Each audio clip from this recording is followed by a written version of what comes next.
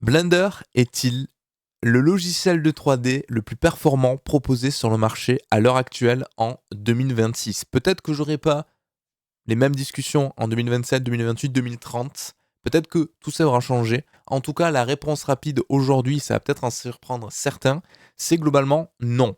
Mais une fois de plus, ça dépend de la manière dont vous utilisez le logiciel, ça dépend de votre approche de la 3D, ça dépend si vous êtes professionnel, si vous êtes un indépendant, si vous êtes juste en hobby de la 3D, ça dépend de plein de choses. Pour moi, le plus gros défaut de Blender, qui est aussi sa plus grande qualité, c'est qu'il veut tout proposer. Tous les aspects de la 3D sont encapsulés dans un seul logiciel. Donc c'est très difficile de concurrencer avec des logiciels spécialisés quand Blender justement assume de ne pas se spécialiser dans un domaine spécifique et veut traiter tous les piliers principaux de la 3D. Donc ça c'est quand même un grand point positif quand on y pense, parce que ça veut dire que c'est le choix privilégié par les gens qui veulent se lancer dans l'industrie de la 3D. Déjà parce qu'il est totalement gratuit. Quand on voit que dans ce domaine, le moindre logiciel professionnel coûte plusieurs centaines, voire milliers d'euros à l'année, et encore ça peut être beaucoup plus cher, mais c'est sûr qu'un logiciel gratuit, sur le papier, c'est alléchant. On s'est dit, mais attends, on a un soft qui est totalement gratuit et qui permet de faire tout ce que font les autres logiciels. Pourquoi je vais m'embêter à télécharger un logiciel qui, certes, possède éventuellement des versions d'apprentissage, des versions étudiantes, ce qui est très très bien pour apprendre le logiciel, mais il y a quand même un certain frein de se dire, si dans 1 an, 2 ans, 3 ans, je maîtrise le logiciel et je veux me lancer dans le milieu professionnel en tant que freelance ou autre, bah, je dois passer à la caisse. Et ça, c'est un petit peu la stratégie des entreprises qui ont des gros logiciels payants, c'est qu'ils te disent, ok, tu peux te former gratuitement, par contre, le jour où tu es à l'aise avec mon logiciel, où tu peux pas trop t'en échapper parce que tu as quand même des contraintes et une philosophie propre au logiciel qui a été acquise, non, non, non, tu passes à la caisse si tu veux faire des trucs professionnels dessus. Là où avec Blender, il n'y a pas de barrière. C'est totalement gratuit. Que vous soyez un indépendant, que vous soyez un gros studio, ça coûte zéro. Il est même open source, on y reviendra après, mais la communauté du coup est très active. Donc sur le papier, c'est alléchant. Ça veut dire également que vous n'avez pas besoin de sortir de la bulle Blender. Quand vous faites un projet 3D, avec Blender, vous pouvez faire le storyboard, la modélisation, les UV, les matériaux, le surfacing, le lighting, le compositing, le montage, le rig, l'animation, le layout, vous pouvez tout faire. Quand on sait la complexité que c'est de gérer des pipelines avec des entrées-sorties d'un logiciel à un autre, c'est une des choses les plus complexes, parce que tous les logiciels n'ont pas exactement les mêmes notions, les mêmes rapports d'échelle, les mêmes axes, les mêmes technologies, donc c'est pas forcément compatible, on est obligé de passer par des formats pseudo-universels, il y a des pertes d'informations qu'on doit faire transiter, externaliser, c'est compliqué. Avec Blender, la promesse, c'est de pouvoir tout faire à l'intérieur, au sein du même logiciel, du storyboard jusqu'au compositing, voire le montage final. Donc ça, c'est super. Pas besoin d'apprendre plusieurs logiciels, vous avez tout au même endroit. Donc c'est un petit peu le choix par défaut vers lequel va se diriger quelqu'un qui ne connaît pas forcément la 3D, qui ne sait pas quel aspect va l'intéresser, donc là, ça lui permet de tout tester. Le gros avantage également de Blender, c'est que depuis des années, il y a une communauté qui est extrêmement active. Donc il y a plein de gens qui téléchargent Blender tous les jours, qui se lancent dans la 3D et qui rajoutent leurs pièces à l'édifice, leur pierre à l'édifice, pardon. Je pense que c'est ça l'expression. Je suis très mauvais avec les expressions, mais je pense que c'est ça. Donc chaque personne va venir rajouter son petit plugin, son petit bout de code. Il y a plein d'extensions présentes. Chaque jour, il y en a des dizaines de nouvelles. Et d'ailleurs, la communauté est tellement active que souvent Blender dit, ah, mais cette feature, elle est pas mal. On va l'incorporer directement dans la prochaine version de manière officielle. Donc ça permet de faire évoluer le logiciel et chacune des mises à jour est vraiment pertinente. On a plusieurs mises à jour par an, voire par trimestre en fonction de l'évolution dans Blender, qui à chaque fois rajoute son lot de nouveautés, de nouvelles philosophies, des nouveaux outils, ouvre des portes pour un futur qui nous dit ah ouais, ça va être pas mal, ça veut dire qu'ils vont travailler de telle manière avec Geometry Node pour le rendre compatible avec telle feature, ça veut dire que dans 1 an on pourra faire du rig en full Geometry Node procédural, c'est super. Déjà ça fait rêver, et en plus ça nous donne vraiment la vision, la direction globale de Blender, ils sont très ouverts sur ça, ils sont très transparents, on sait déjà sur 1 mois, 6 mois, 1 an, où le développement va, quand est-ce qu'on va avoir des mises à jour mineures, des mises à jour majeures. On a d'ailleurs les fameux LTS qui permet d'indiquer aux gens ces versions-là, sur le long terme, elles seront supportées sur 3 ans. Donc vous pouvez vous lancer sur cette version pour un projet, vous n'aurez pas de problème. Là où d'autres logiciels font des mises à jour 1 à 2 fois par an, qui sont très pauvres. Des logiciels qui coûtent extrêmement cher, que je ne vais pas citer, mais par exemple avec la version 2026 ou 2027, c'est juste une petite feature en plus. Donc ça, quand tu vois le prix du logiciel, tu te dis, ils s'assoient un petit peu sur leur laurier en se disant bah ok, la majorité des gens dans le domaine professionnel utilisent nos logiciels, donc à quoi ça sert de s'embêter? Ils sont entre guillemets bloqués avec ça. Maintenant, ils ont tous les pipes, tous les outils qui tournent autour, et ça nécessite énormément d'investissement de changer d'outil. Donc ça, c'est un petit peu la facilité de leur côté. J'en profite, je coupe un petit peu cette vidéo a posteriori pour vous rappeler qu'une personne sur deux qui regarde les vidéos ne sont pas abonnés. Alors si jamais vous êtes intéressé par la 3D, si vous êtes tombé là, c'est que ça vous intéresse un minimum. Sur Blender, sur d'autres philosophies de 3D, n'hésitez pas à vous abonner à la chaîne, c'est totalement gratuit et ça vous permet de suivre de manière un petit peu plus assidue, un petit peu plus sérieuse les formations ou les sujets débats comme on a par exemple aujourd'hui. Et j'arrête et on continue la vidéo. Maintenant, si on revient à Blender, son plus grand point positif, comme je disais, c'est qu'il propose tout. Donc que vous fassiez de la modélisation, des UV, des matériaux, du rendu, vous pouvez tout faire dans Blender. Si vous voulez faire un petit projet de A à Z, tout dans Blender en dépensant 0. Le gros avantage également qu'il a selon moi, c'est que c'est à ce jour, de tous les logiciels de 3D que j'ai pu utiliser, le meilleur quand on veut faire de la modélisation 3D. Je parle vraiment de cette brique très spécifique, assez niche. Il y a des logiciels qui font que de la modé, alors c'est assez rare, mais il y en a qui sont spécialisés dans la modé, il y en a qui vont être spécialisés dans d'autres trucs. Blender fait un petit peu tout, mais la modélisation, c'est vrai que, force est de constater, que ces logiciels qui, une fois que vous maîtrisez bien les raccourcis clavier, les raccourcis visuels, la philosophie de Blender, ben effectivement, ça va extrêmement rapidement pour faire de la modélisation. Donc en quelques clics, tac, tac, tac, tac, tac, tu fais ton truc, c'est fluide. Là où dans d'autres softs, la philosophie est un petit peu différente. Dans Blender, c'est l'ajustement parfait entre édition polygonale plus les modifiers qui marchent assez bien en termes de dynamique dans la viewport et tout. Donc en termes de modélisation, c'est selon moi aujourd'hui le meilleur. Alors il y en a qui vont dire non, c'est mieux Maya, non, c'est mieux 3ds Max. Ça dépend vraiment de vos habitudes, mais je trouve, pour en avoir utilisé plusieurs, que Blender, sur cet aspect-là, il est très très fort. Il est également très bon pour le look dev, pour faire très facilement un rendu temps réel. Ça, c'est une grande force.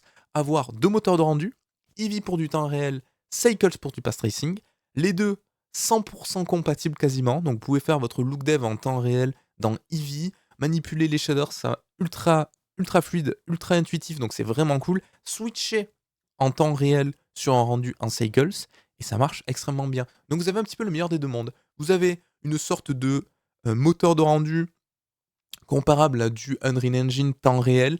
Vous avez, hop là, la transition en path tracing de manière seamless en claquant des doigts. Donc ça, c'est vraiment bien.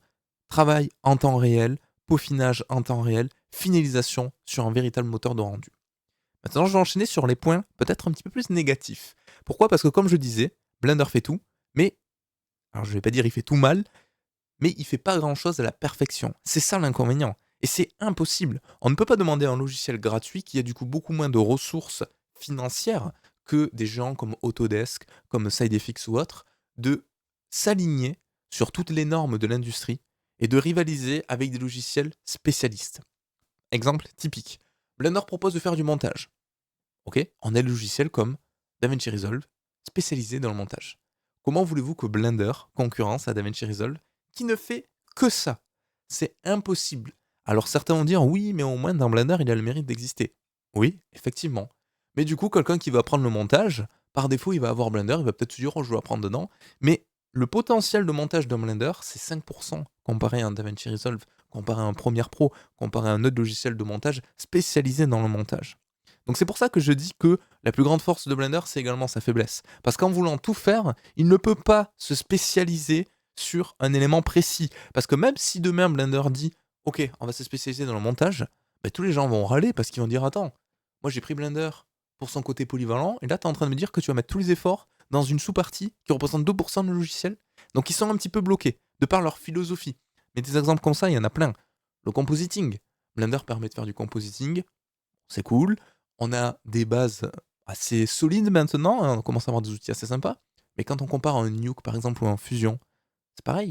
Eux, ils sont spécialisés dans ça. Donc ça veut dire que les gens qui veulent se spécialiser dans le compositing, ils vont pas se diriger vers Blender. Ils vont aller directement vers du Fusion ou vers du Nuke. Mais ce qui est normal. Parce que déjà, ce sont les standards de l'industrie, ils sont spécialisés dans ça, et vu qu'ils sont spécialisés dans ça, ils excellent dans ça, et ils orientent tout leur développement vers cette feature et vers cette partie de la 3D. On pourrait citer pareil pour les FX, le procédural Houdini, mais sans zéro à n'importe quel logiciel du marché aujourd'hui.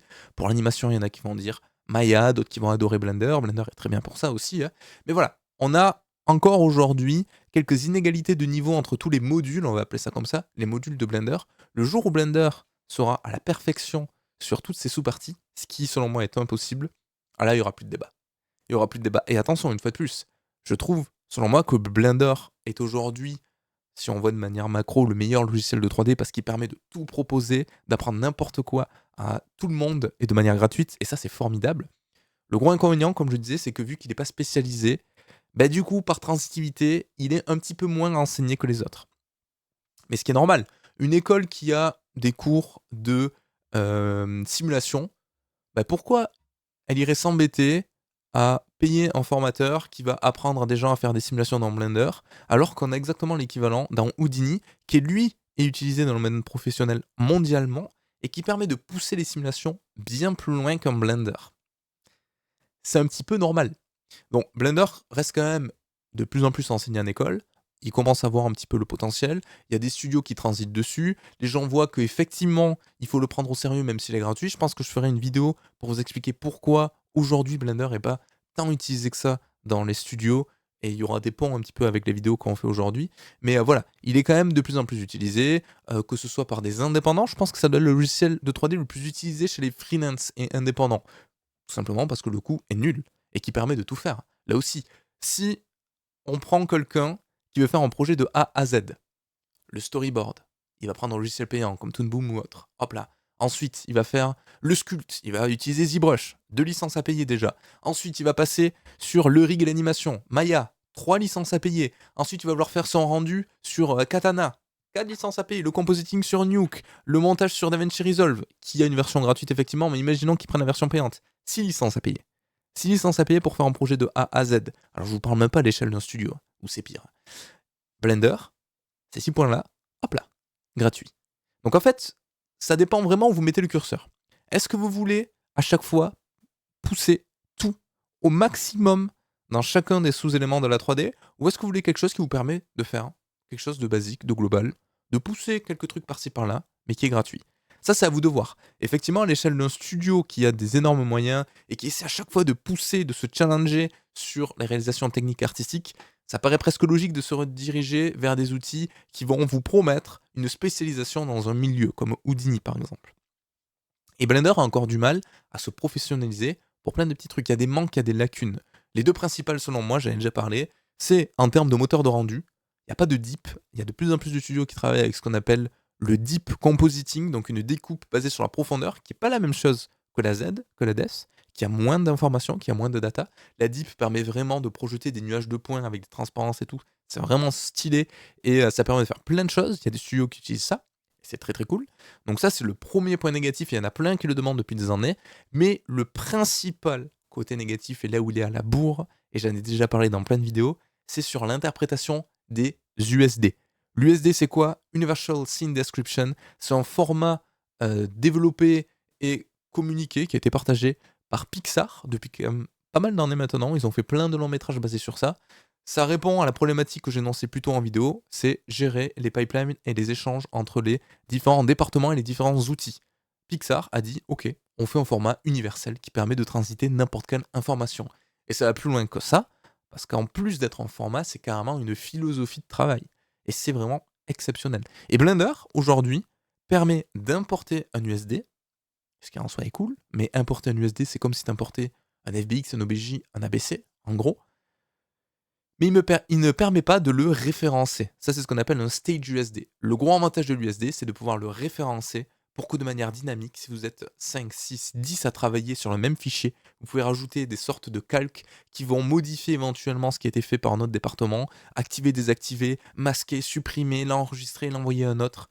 Ça, de manière dynamique, Blender ne permet pas de le faire. Donc en fait, un petit peu pour résumer tout ce que fait Blender, là aussi, il a fait le strict minimum, le strict nécessaire pour dire on est compatible USD, mais en fait, la fonctionnalité principale de l'USD, elle n'est pas comprise, elle n'est pas implémentée dans Blender. C'est dommage. C'est comme quand il vous permet de faire, je sais pas moi, du compositing, mais on peut pas faire du deep compositing, c'est ce qu'on disait avant. Donc il permet de faire la base, classique, simple, ok. Mais dès qu'on veut faire un truc un peu poussé, malheureusement sur certains aspects, j'insiste sur ça, sur certains aspects, il n'en est pas capable. Donc il y a des aspects qui sont un petit peu en retard sur le côté professionnel. Et ce que je disais en point positif, c'est le nombre de mises à jour. Ça peut pour certains devenir en côté négatif. Pourquoi? Parce que tu commences un projet, ok, tu es sur une version, 3 mois après, il y en a une qui sort, tu fais mince. En fait, celle-là, elle aurait été bien. Et c'est un petit peu le serpent qui se mord la queue parce que du coup, c'est une sorte d'éternel recommencement où tu te dis ah, cette version est pas mal. Une nouvelle qui sort, ah, cette version est pas mal. Et des fois, il y a des soucis de rétrocompatibilité. Et le contre-argument de la Blender Foundation qui est très bien sur ça, c'est on vous propose des LTS, donc des versions qui seront maintenues pendant X années, souvent c'est 3 ans. Donc là, vous êtes sûr que vous arrêtez sur une version. Mais il n'y a rien de pire en pleine production, en plein projet, de changer de version de logiciel, surtout des versions majeures. Donc ça, c'est à éviter. Certains se plaignent, c'est pas mon avis, mais certains se plaignent parce que j'ai vu passer plein de fois qu'il y a trop de mises à jour tout le temps. Ce qui peut s'entendre, hein. Certains préféreraient avoir une mise à jour par an avec plein de nouvelles fonctionnalités plutôt que des trucs au compte-gouttes en pointillé avec 5-6 nouvelles features. Autant en avoir une qui en regroupe 50. Mais peut-être que les gens se plaindraient dans ce cas-là qu'il y a trop de nouveautés d'un coup. Donc voilà, on a fait à peu près le tour. Est-ce que Blender aujourd'hui est le meilleur logiciel de 3D? Si vous voulez vous lancer dans la 3D, oui. Si vous êtes déjà dans la 3D et que vous voulez vous spécialiser dans un milieu spécifique, non, pas forcément. Si vous voulez travailler en studio, pas forcément non plus. Si vous voulez vous spécialiser dans le compositing, non, c'est très bien pour avoir les bases. Ce sera les mêmes concepts. Si vous voulez faire des trucs poussés, allez sur un logiciel spécialisé dans le compositing, si vous en avez les moyens, bien évidemment. Le gros point positif de Blender, c'est qu'il propose tout. Il ne peut pas exceller partout. Il y a des domaines où il est excellent, il y a des domaines où il est un petit peu en dessous comparé à la concurrence, mais le côté gratuit, selon moi, vient compenser ça. Donc on peut pas dire ouais, c'est le meilleur logiciel de 3D ou non, c'est le pire. C'est sûr que c'est pas le pire. Il y a bien pire, croyez-moi. Mais pour tout le package qu'il propose, c'est une très bonne solution pour les gens qui veulent apprendre la 3D, pour les gens qui veulent faire des projets de A à Z, pour les gens qui sont en freelance, c'est excellent. Donc n'hésitez pas à me dire quel est votre avis dans la description. Je lis comme d'habitude dans les commentaires, c'est mieux. Vous pouvez pas éditer la description. Dans les commentaires, je lis bien évidemment tous les commentaires comme d'habitude. Je vous remercie. Tout de suite, la liste des gens qui me soutiennent sur Tipeee. Merci également à tous les tipeurs. Et je vous dis à la prochaine. J'espère que ce genre de vidéo, un petit peu, je parle tout seul devant ma caméra, sur des sujets très précis, vous intéresse. Et je vous dis à très très vite. Ciao.